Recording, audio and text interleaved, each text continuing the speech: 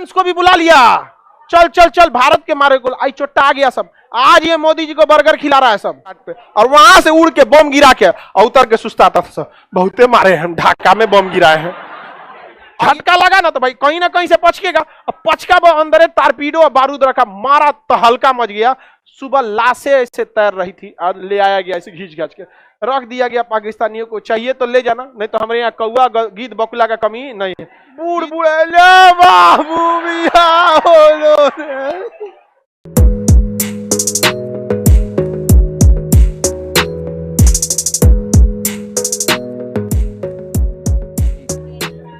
एक पनडुब्बी थी जो पानी के अंदर चलती थी। पनडुब्बी कहां चलती थी? पानी के अंदर। पनडुब्बी हमेशा पानी के अंदर चलते हैं सब, और अंदर अंदर मिसाइल मार देते हैं सब। तो उसका नाम था गाजी, PNS गाजी। वो पनडुब्बी अमेरिका के लिए था, लेकिन अमेरिका भारत से नफरत करता था, इसलिए उसने किसे दिया था? पाकिस्तानी को दिया था। अब उसने टारगेट दिया PNS गाजी को कि तुम निकलो और सीधे जाओ हिंद महासागर होते हुए बंगाल की खाड़ी में, तुम्हें किसी को नहीं मारना है, विक्रांत को मार के गिरा देना।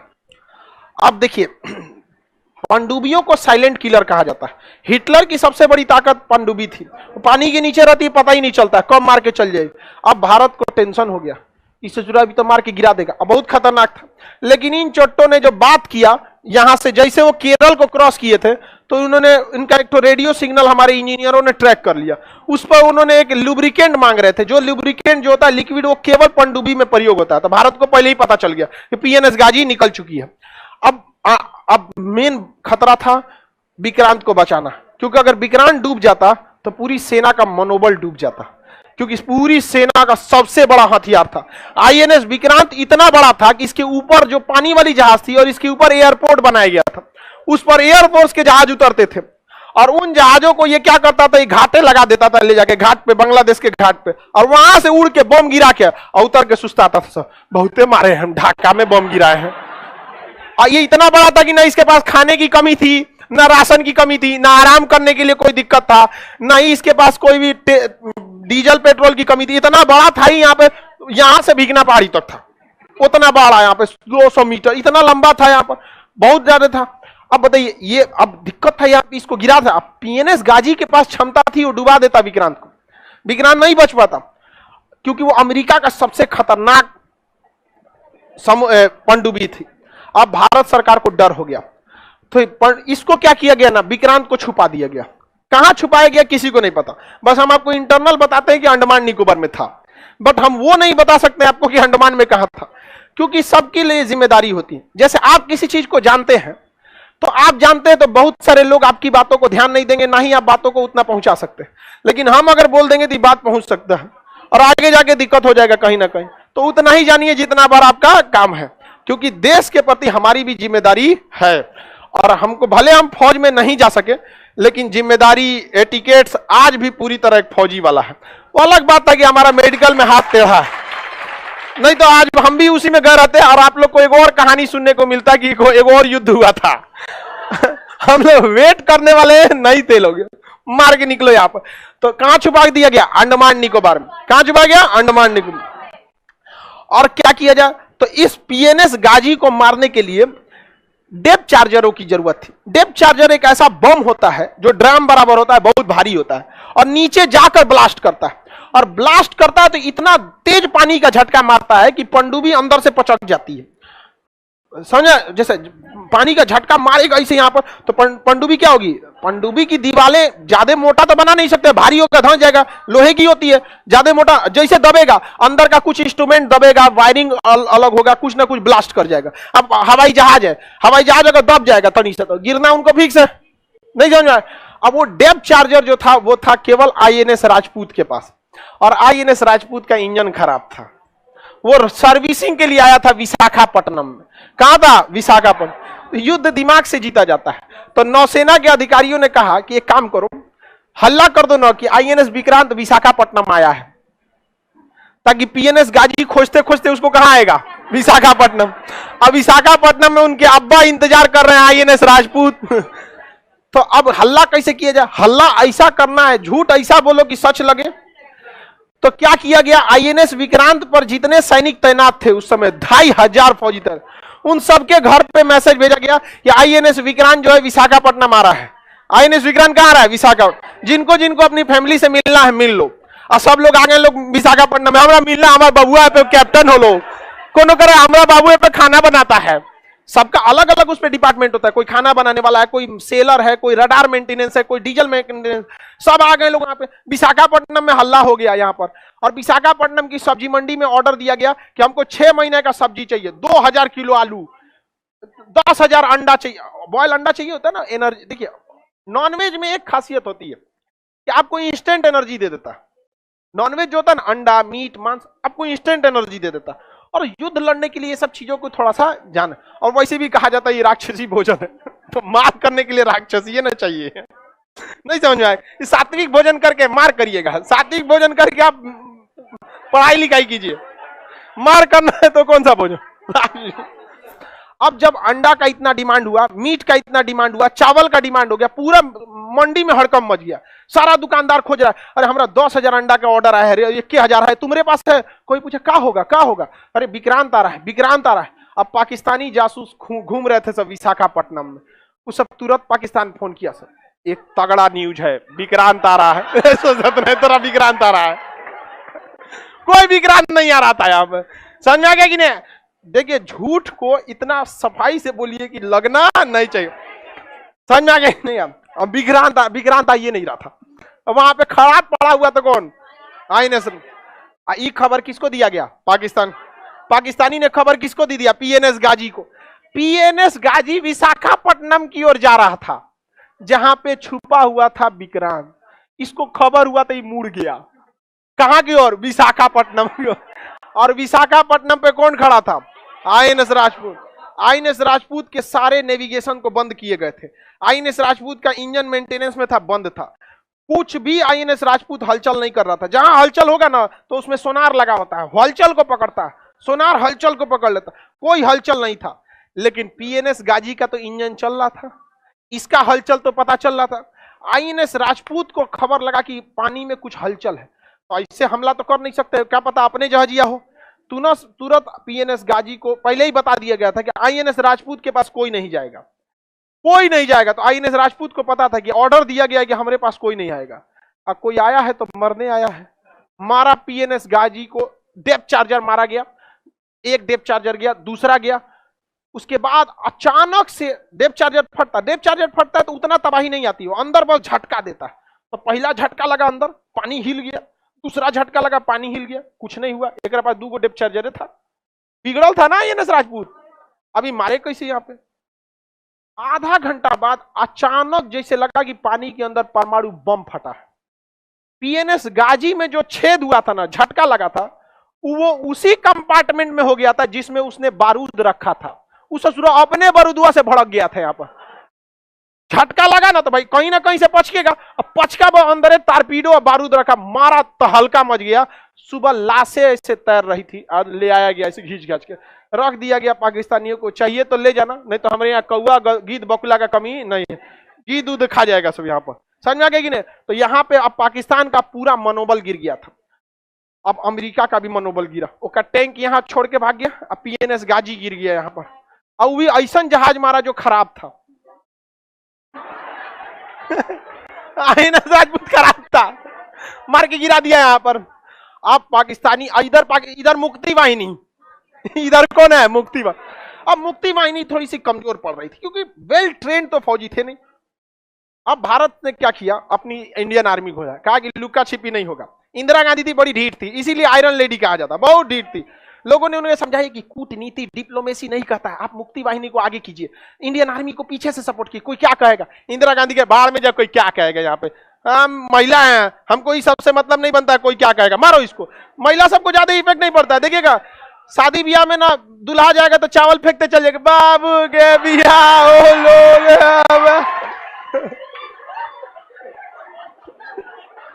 कोई फर्क नहीं पड़ता उसको, कोई कुछ चुका है, हमको क्या मतलब है।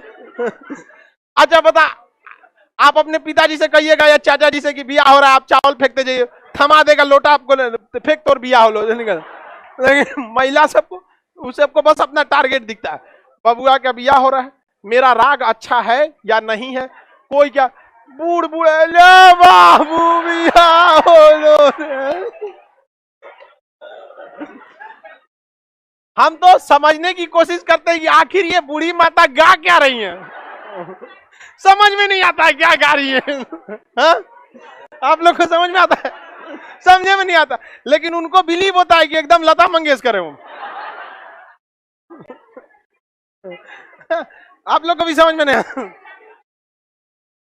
तू लोग की बूढ़ा होगी तो ऐसे ही करेगी लोग।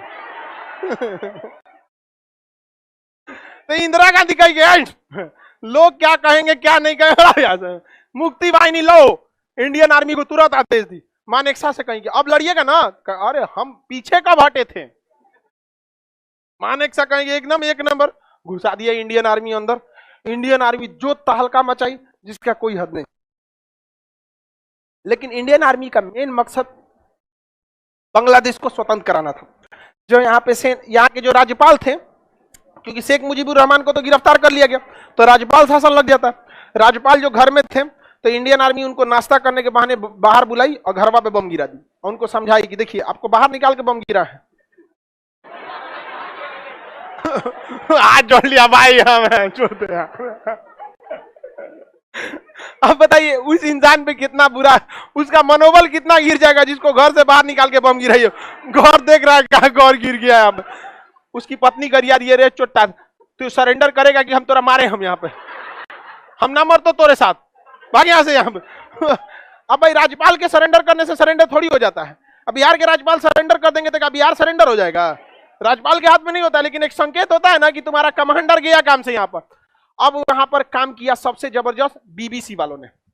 बीबीसी ये न्यूज वाले हैं सब, बीबीसी वाले ने। देखिए भारत सरकार ने क्या किया, पैरा कमांडोज को उतारा, पैरा कमांडो को। तो पैरा कमांडो जो पैरासूट से उतरते थे सब नाम, उस पैरा कमांडो के बीच में जैसे उतरे लोग तो कीचड़ में फंस जाते थे। तो पैरा कमांडो भी अचानक आके हमला करने के लिए बहुत प्रसिद्ध होते हैं लोग, तो पैरा कमांडो उतारा गया। इसका खबर किसको लग गया? बीबीसी को। अब भारत की एक स्ट्रेटजी थी, पैरासूट से पुतला गिराना था, मतलब सेना नहीं पुतला। आई बीबीसी ने कह दिया कि 5000 कमांडो उतारे गए हैं।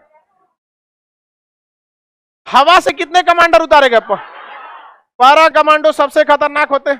पूरी इंडियन आर्मी का सबसे खतरनाक पैरा एसएफ कमांडो होते हैं, जो ऑरेंज मैरून कलर का कैप पहनते हैं, पैरा कमांडो। उनका परेड भी अलग होता है। सारे लोग परेड जो करते हैं ना, ये कदम ताल पे करते हैं। अब वो नहीं, वो हथियार लेके वो कूद के ऐसे ऐसे उनका परेड होता है। वो कभी चलते नहीं है। पैरा कमांडो कभी भी आप परेड में ऐसे नहीं देखेंगे चलते हुए यहाँ पर। वो हमेशा हथियार लेके ऐसे और ऐसे ऐसे ऐसे ऐसे चलेंगे। जितना दूर जाना है उनको ऐसे ही कूदते जाते हैं। पैरा कमांडो उतारा गया किसको? पैरा एसएफ को, पैरा स्पेशल फोर्सेस को। उतरे थे तो 200-300, बाकी पुतला था। और पुतला भी था तो 200-250 पुतला था। बीबीसी वाला हल्ला कितना कर दिया? 5000। और बीबीसी इतना बड़ा न्यूज चैनल है ना कि लोगों ने बिलीव कर लिया। पाकिस्तान वाला डर गया, समझा। मुक्ति वाहिनी मार रहा है, इंडियन आर्मी मार रही है, एयरफोर्स मार रही है, नेवी मार रही है। ये बचा था सब 5000 कूद गया। सब किसके घर पे कूदा है सब को इसको क्या पता। अब कोनो घरे का ऊपर का दरवाजा बंद करके भाग गया सब, भाई सीढ़ी वाला बंद कर दो, कूदा है सब 5000। कहाँ है? अब पाकिस्तानी आर्मी का तो हालत खराब हो गया। पाकिस्तान को लगा अब कुछ नहीं हो सकता है। तब ये अपने अब्बा को बुलाया, अमेरिका। अमेरिका को कहा कि हमारी जान बचा लीजिए, आपको जहां सेना का अड्डा कहना होगा हम यहां दे देंगे, यहां दे देंगे। आपका मन आप हमारे घरे में रहिएगा, हमारे ससुराल में रह जाइएगा, कोई दिक्कत नहीं है। आपका मन करे तो आप जहां मन वहां रहिएगा, हमको कोई दिक्कत नहीं है। हम अपनी पत्नी वाला भी आपको कमरा दे देंगे, चल जाइए।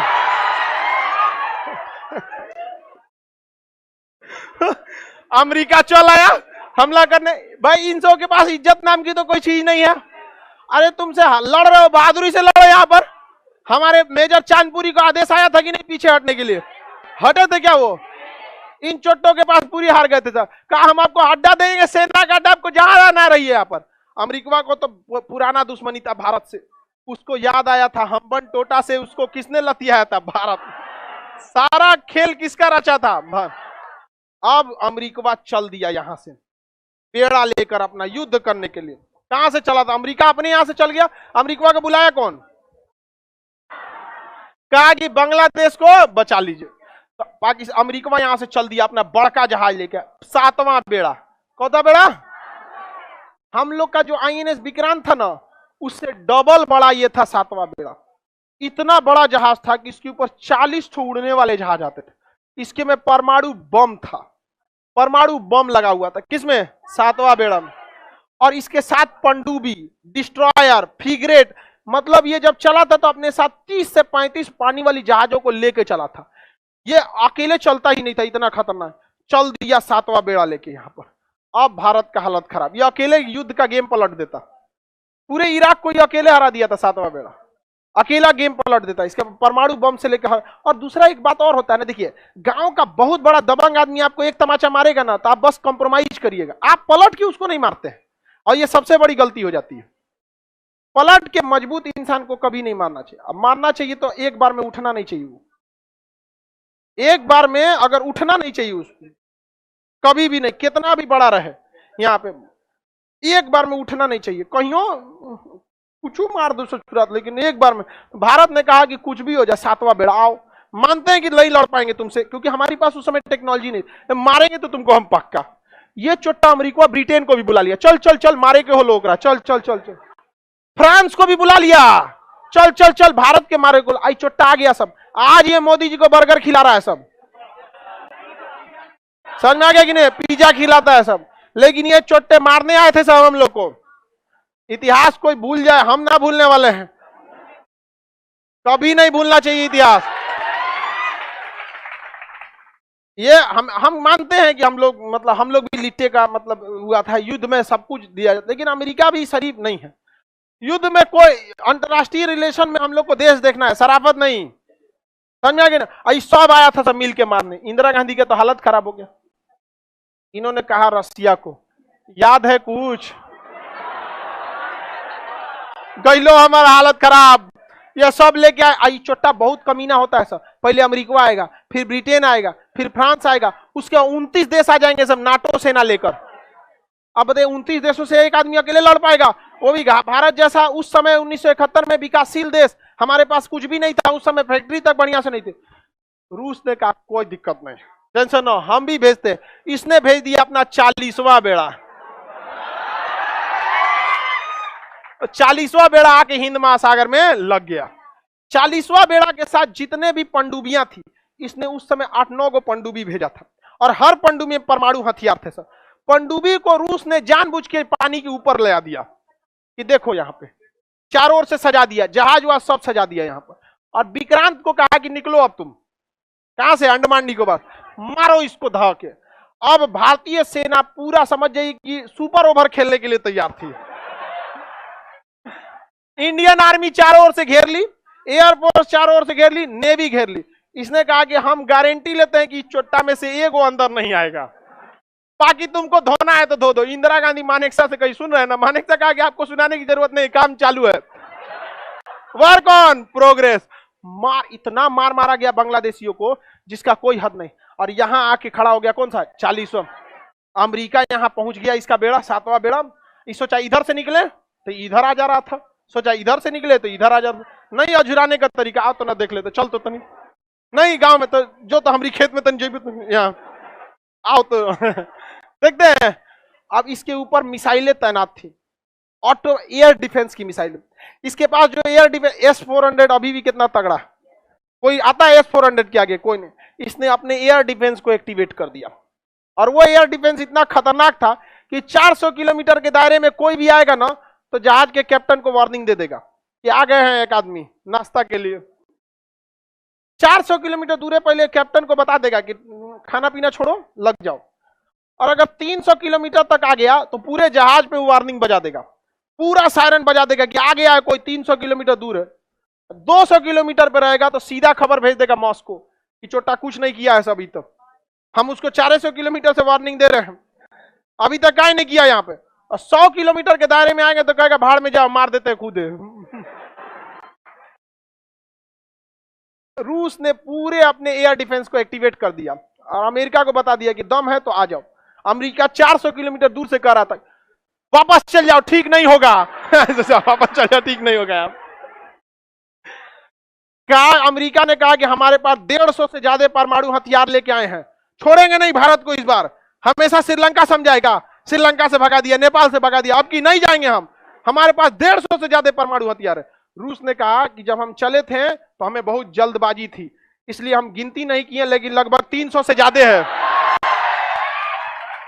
कहा कि हम गिने नहीं है, लेकिन 300 से ज्यादा गिनती चालू थी 300 के बाद।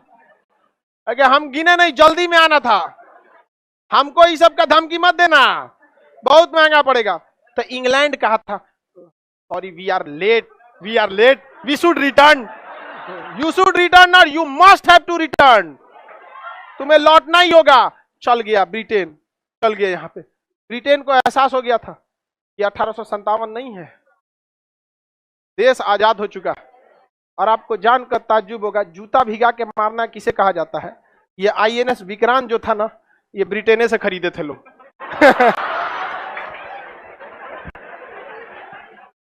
भर रास्ता अमेरिका ब्रिटेन को घरी आया था, तोरा बेचला बिना जरूरत था, काय बेचा रहे तुम मुझको? भर रास्ता घरी आया था। और कह रहा what will I do, I don't know the what will happen in future. वो कह कौन जी पता फ्यूचर में क्या हो जाएगा, अब जाओ तुम यहां से। अब यहां से जब ये लोग चल गए, 1.5 महीना बाद गया था रूस यहां से, 1.5 महीना तक लंगर डाल के खड़ा था। इसलिए हमेशा याद रखिएगा, 2 नए दोस्त से अच्छा एक पुराना दोस्त होता। और आज भी हम लोग हमेशा खड़े रहते हैं रूस के लिए। और अंदर तबाही मचाया था कौन? विक्रांत। विक्रांत खरीदा कहां से गया था? इंग्लैंड से। बड़ी गरियाया था अमेरिका इंग्लैंड। इसलिए देखिएगा, जल्दी अमेरिका वगैरह बड़ा हथियार भारत को बेचना नहीं चाहते हैं।